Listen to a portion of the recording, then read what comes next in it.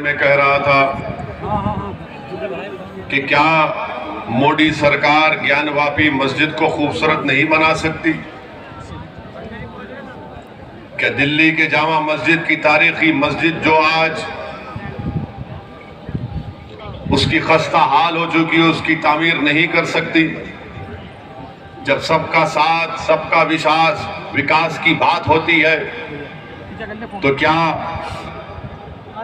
मथुरा में जो मस्जिद है उसकी अच्छा नहीं किया जा सकता? क्या अजमेर की दरगाह को खूबसूरत नहीं बनाया जा सकता?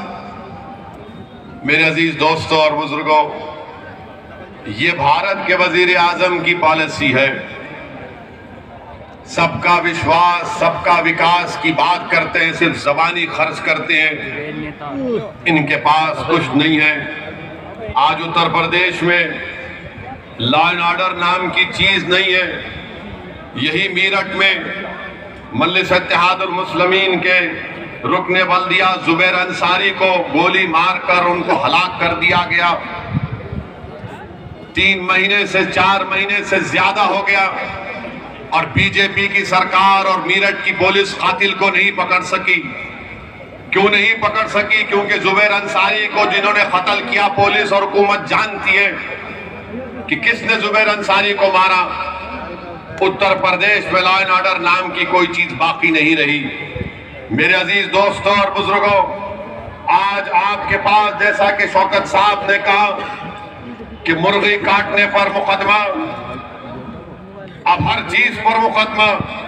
20 दिसंबर 2019 को एनआरसी के खिलाफ एहतजाज हुआ, 5 लोगों पर गोली चलाकर उनको हलाक कर दिया गया, 26 लोगों पर एनएसए लगाया गया। हमारे अंसारी बरादरी के लोग अपने पावरलूम इंडस्ट्री के लिए एक फ्लैट रेट की बात कर रहे हैं तो सरकार नहीं करना चाहती। आम रिटर्निंग लाइसेंस नहीं दिया जाता। और फिर सबसे बड़ी बात यह कि अमित शाह ने 2012 में मीरठ को आकर यह वादा किया था यहाँ के वकीलों से कि मीरठ में हाई कोर्ट की ब्रांच डाली जाएगी, बेंच डाला जाएगा। उसका भी वादा नहीं पूरा कर सके। बताइए, आप रुककर मीरठ में अमित शाह ने कहा था 2017 में कि यहां पर मीरठ में हाई कोर्ट की बेंच डाली जाएगी, वो भूल गए। हर एतबार से बीजेपी ने जो 5 साल का मौका उत्तर प्रदेश की जनता ने उनको दिया, वो उसमें नाकाम साबित हुए। मेरे अजीज दोस्तों और बुजुर्गों, मेरी आपसे गुजारिश है कि डरने और घबराने की जरूरत नहीं है। लोग आकर कहते रहेंगे कि वोट डालना है, यकीनन डालिए वोट, मगर आपको अब की बार अपनी पार्टी मजलिस इत्तेहादुल मुस्लिमीन को कामयाब करना है। आपको हिम्मत से और हौसले के साथ मजलिस के उम्मीदवारों को कामयाब करना है। याद रखिए कि भारत हो या उत्तर प्रदेश हो, हम अपने मुल्क की जमहूरियत को उसी वक्त मजबूत करेंगे जब हम अपनी एक अलहदा सियासी लीडरशिप को पैदा करेंगे।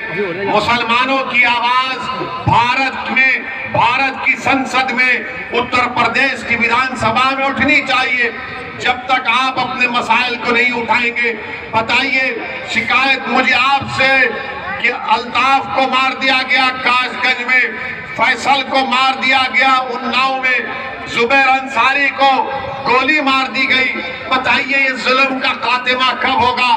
ये नाइंसाफियों का खात्मा उस वक्त होगा जब आप मुत्तहिद होकर अपनी एक सियासी ताकत को बनाएंगे। हाँ, मैं जानता हूं उत्तर प्रदेश में आए दिन कोई ना कोई वाकया मुसलमानों पर जुल्म किया जाता है, मगर मेरे अजीज दोस्तों और बुजुर्गों, याद रखो कि मक्का की सरजमीन है, मक्का की सरजमीन है, बिलाल हबशी है और हजरत बिलाल उमैया बिन खल्फ के गुलाम है और हजरत यासिर बिन अम्मार को कोड़े मारे जा रहे हैं। उमैया बिन खल्फ यासिर बिन अम्मार रज़ियल्लाहु ताला अन्हु को कोड़े मारता है, थक जाता है। अबू जहल मारता है, थक जाता है। अबू लहब मारता है, थक जाता है। और फिर उमैया बिन खल्फ हजरत बिलाल बिलाल हबशी से कहता है कि बिलाल अब तुम मारो, तुम ताकतवर हो। हजरत बिलाल परेशान है, इस्लाम कबूल कर चुके हैं।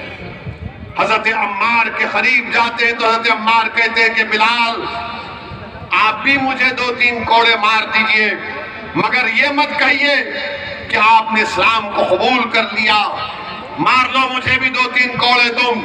उमैया बिन खल्फ जो उनका जिन्होंने हजरत बिलाल को खरीदा था, वो पुकार कर कहता है बिलाल मारो इसको।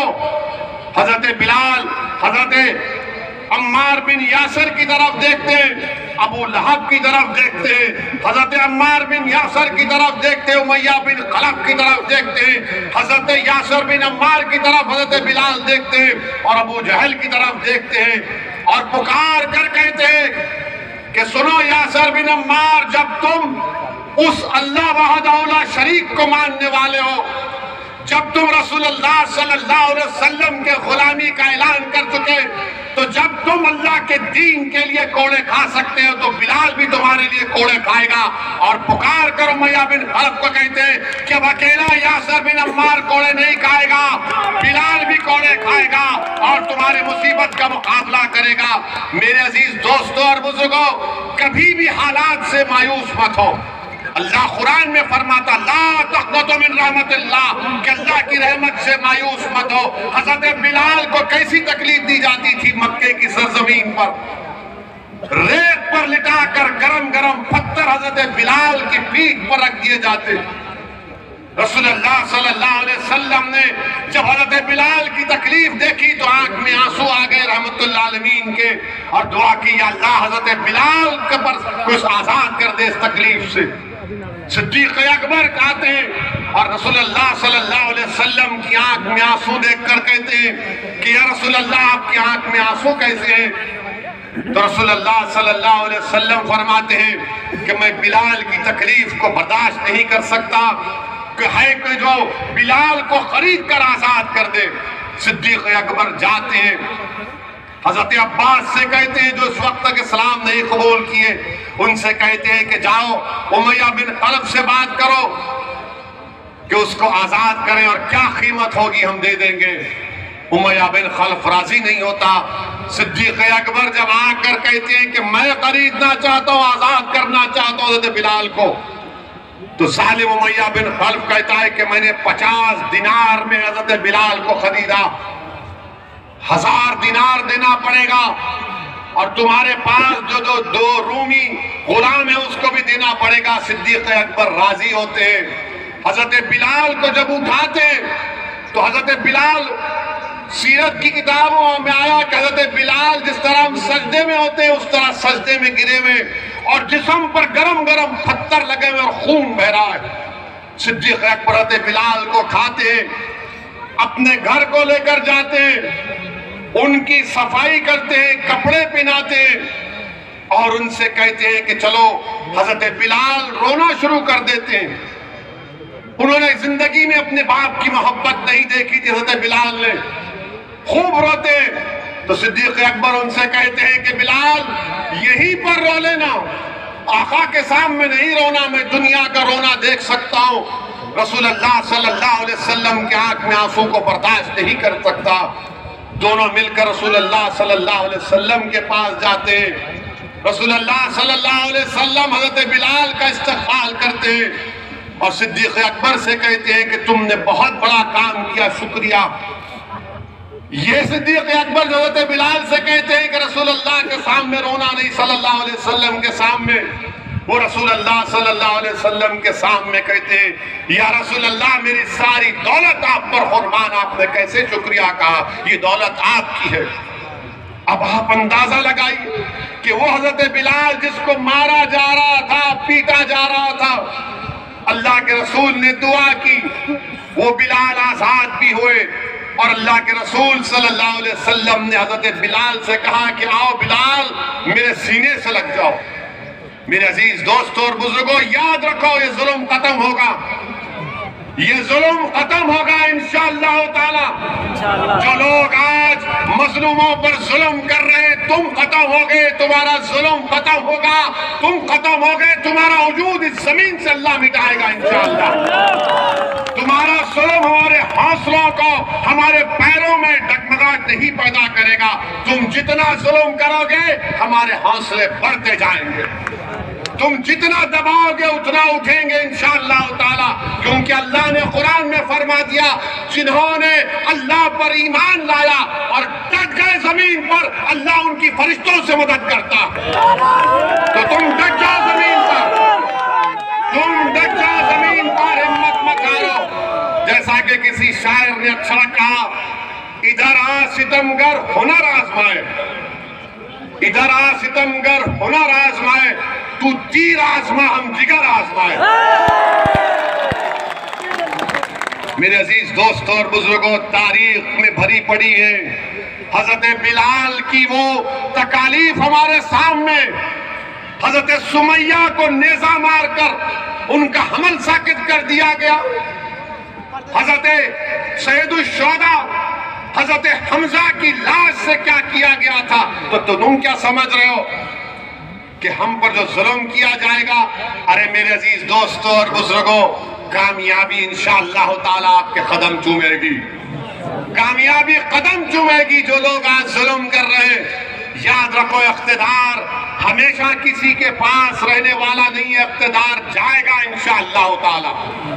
जो लोग आज जुल्म कर रहे हैं ताकत के बलबूते पर, इख्तिदार के नशे में आकर, कल तुम्हारे पास इख्तिदार नहीं होगा, कल तुम्हारे पास इख्तिदार नहीं होगा।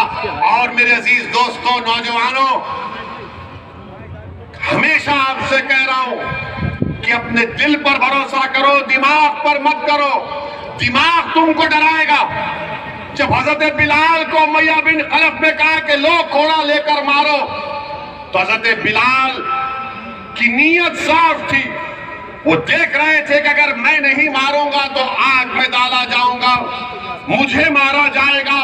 मगर दुनिया ने देख लिया कि हजरत बिलाल ने सच्चाई का साथ दिया, हजरत बिलाल ने अपने दिल को माना और सच्चाई का हक का साथ दिया। तो वो उरूज पर पहुंचे। कौन से उरूज पर? कि जब मक्का फतह हुआ तो मक्के की छत पर खड़े होकर सियाफाम हजरत बिलाल ने, साहब रसूल ने नमाज़ दी। मेरे अजीज दोस्तों और बुजुर्गों, नौजवानों, याद रखो, किसी शायर ने अच्छा कहा था, अकल को तनकीद से फुर्सत नहीं, अकल को तनकीद से फुर्सत नहीं। इश्क पर ईमान की बुनियाद रखो, इश्क पर ईमान की बुनियाद रखो। अगर तुम यही डरते रहोगे बीजेपी आ जाएगी, बीजेपी, अरे बीजेपी आ रही तुम्हारे वोट से नहीं, बीजेपी आ रही है तो हिंदुओं के वोट से आ रही है, मुसलमानों के वोट से नहीं आ रही बीजेपी। ये बात तुमको कोई नहीं कहेगा, ये बात तुमको कोई नहीं कहेगा। मैं तुम्हारे दरमियान में खोलकर कह रहा हूं, मैं किसी मजहब का खिलाफ नहीं हूं, मैं किसी मजहब का खिलाफ नहीं हूं, ना कभी रहूंगा। सच्चाई को बयान कर रहा हूं। बल्कि मेरी तो ख्वाहिश ये कि मंजलिस के साथ दलित भी खड़ा हो, हमारा भाई, मंजलिस के साथ हमारे ओबीसी समाज के भाई और उनकी बरादरियां खड़े हो जाए। हम तो चाहते हैं कि पूरा वंचित समाज एक जगह पर हो जाए, ये हमारी कोशिश है। मगर ये आकर कहना कि बीजेपी आ जाएगी, अरे बीजेपी मेरी वजह से नहीं आ रही है, बीजेपी आ रही है तो किसी और की ओर से आ रही है। वो मोदी का दीवाना हो चुका है, हम नहीं हुए हैं।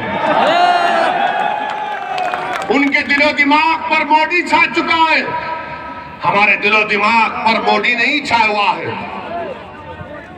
वोट उनके तरफ भाग रहे हैं। और ये आकर ये समाजवादी के लोग, इन्हें ऐसा हो जाएगा, ओवैसी ऐसा बोलता है।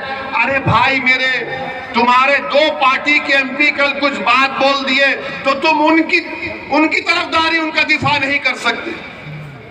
एक 90 साल के सांसद हैं, बुजुर्ग हैं, उनकी बेहद इज्जत करता हूं मैं, वो अपनी राय भी नहीं रख सकते। मेरे अजीज दोस्तों और बुजुर्गों, मेरी आप शदबन गुजारिश है कि हमारे मसाइल हैं, तकालीफ है, मुश्किलात हैं, मगर हमको इस बार अपनी पार्टी को मजबूत बनाना है। डरने और घबराने की जरूरत नहीं है।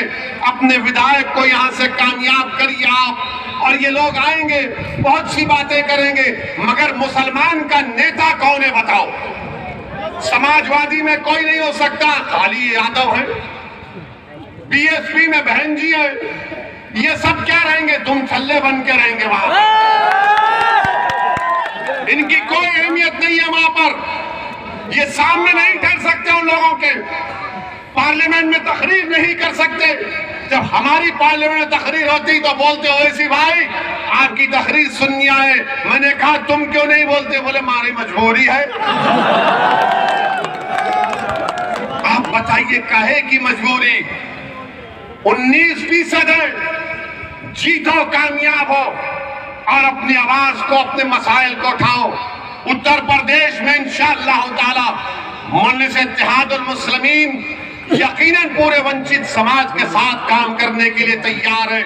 अभी हमको कोई कह रहा था कि ओवैसी साहब कौन हमको हमारे साथ लेकर जाएगा?